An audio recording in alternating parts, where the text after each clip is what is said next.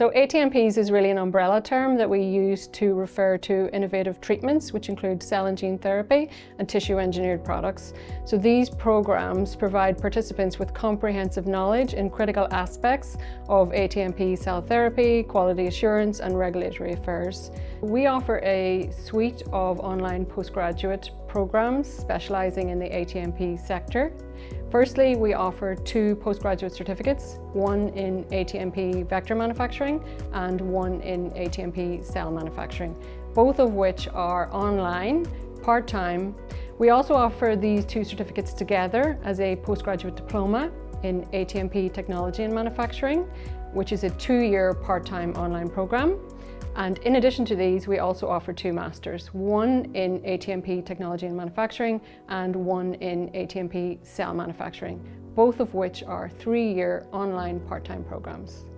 Students can expect to attend 3 online lectures per week. These lectures will be recorded so that the student can watch again in their own time if needed.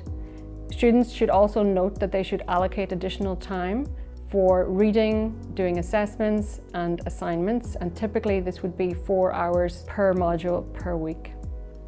Modules such as biocontamination, cell processing and research methods significantly enhance employability skills due to their transferable nature across the sector. These modules equip students with versatile skills, ensuring they're not confined to specific roles within the sector. The typical entry requirements are a minimum of a 2-2 Honours Level 8 degree in a science or engineering subject related to life sciences. Applicants who have experience of working in the ATMP sector, who have an alternative degree, can apply for consideration through our RPL process, and usually we say that that's a minimum of 5 years in a GMP environment.